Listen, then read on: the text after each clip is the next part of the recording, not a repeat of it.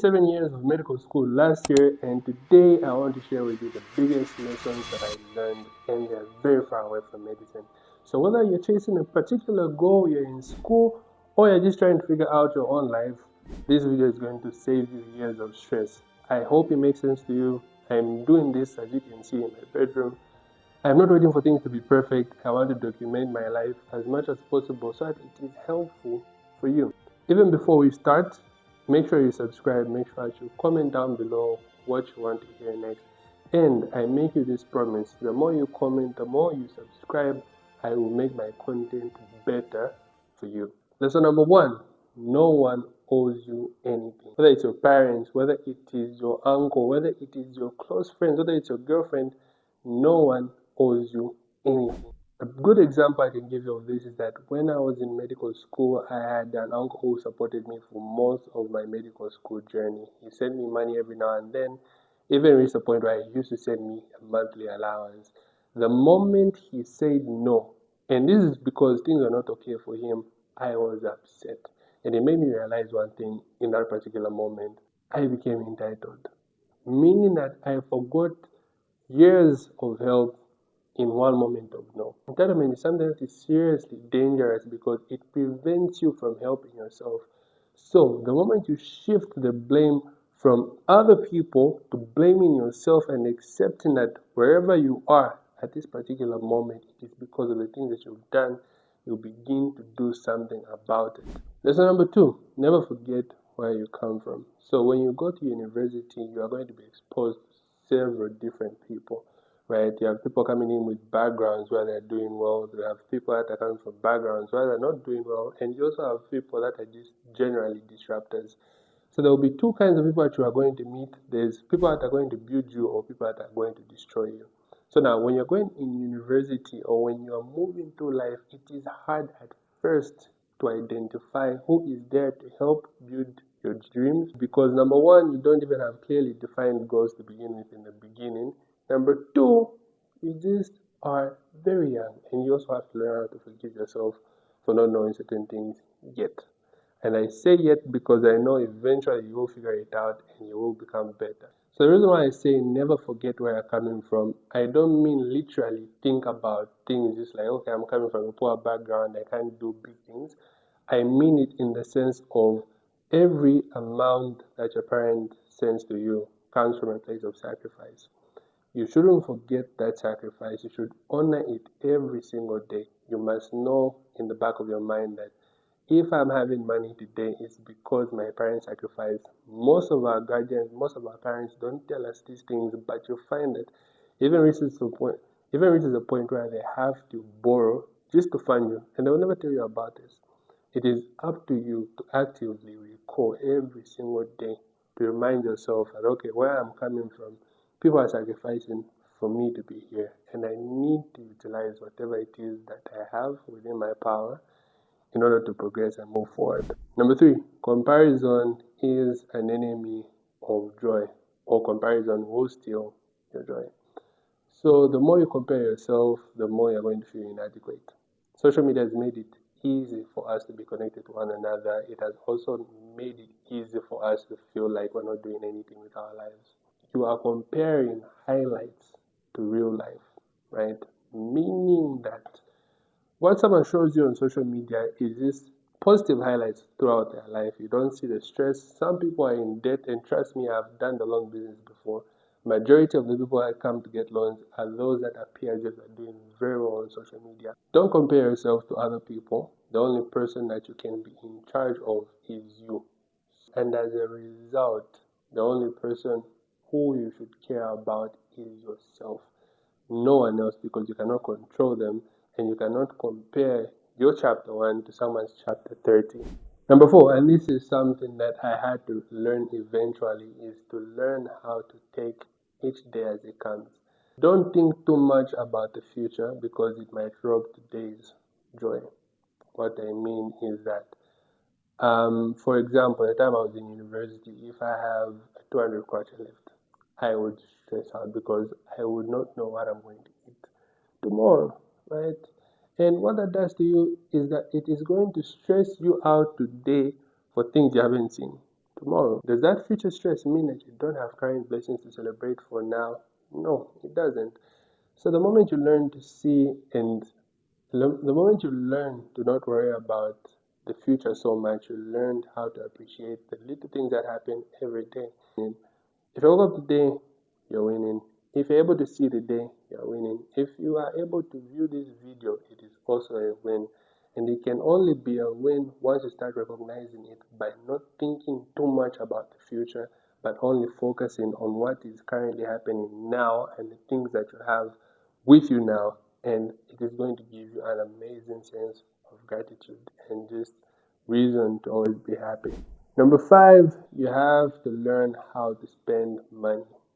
Particularly, you need to know how to spend money on yourself, right? Now, I don't mean you go out and buy things that are unnecessary. I mean you buy things and skills that are going to be worth so much more to you over time. Good example I can give to you is that when I was in school, when I first started making a little bit of money when I was tutoring, one of the first things that I ever bought was a graphics tablet. It made my work so much easier to do because I like kind of drawing as I'm explaining certain things. I like being a visual teacher. And by virtue of me investing in that thing, it made me capable and able to increase my prices simply because what I was now offering was at a different quality because I invested in myself. One of the biggest mistakes that I made in university is that I used to be so afraid of spending any money because I thought to myself that if this money is gone, I am not going to replace it. I'm not going to find any other way, right? And that sort of traps your mind to some extent because the moment you begin thinking that way, that the money that you have now is the only thing that you should only focus on, you stop yourself from thinking about ways to make money. And the more you don't think about bringing in more streams of income, the worse it's going to become for you because saving without a purpose doesn't help anyone. Number 6, and this is something that is very important to me, is that your degree is not enough. When you're done with school, you're going to come to society. And when you come to society, you're going to find that opportunities are limited. Jobs out there are very limited. So now, what should you do? You have this paper that says, yes, I am a medical doctor, I can do A, B, C, D, E, but there's no one willing to pay for it now. What you do is that you build skills over time. What do I mean by a skill? A skill is simply anything that you're able to do that people can pay you money for. A skill can be knowledge. You might know something that someone else doesn't know, and you can give it to them for a fee. That is also a skill. This is what I used to do when I was back in medical school. I used to be a tutor. The other skill that you can have is what you're currently seeing me do right now, content creation. It is something that is extremely hard to begin with. Some are better than others. I won't speak too much about everyone else because, I feel very nervous. Even right now as I'm speaking, it is extremely uncomfortable for me to speak right now. But I'm going to improve over time and I'm going to look at this particular video with fondness because I learned how to start. And it's the one thing that matters the most. For skill development, you don't have to do what everyone else is doing. Skills differ. We are all blessed individually in different ways, and interests also differ also as well. So you have to find something that you are remotely interested in. Find ways in which that thing that you're interested in can make you money and try and pitch your services to other people also as well. If you require a separate video on skill development and also to just figure out what skill to develop, please leave a comment down below. I'll be more than happy, even though it's uncomfortable for me to do, to make a video about that, to show you just from my own personal journey how I moved from where I was to the point where I'm at now, where I am now doing mobile video film editing, social media design, social media marketing, and all these other things that I'm slowly learning how to do. The final lesson, and it is the most important thing to me, you were not put here on earth to suffer. God did not put you here to suffer.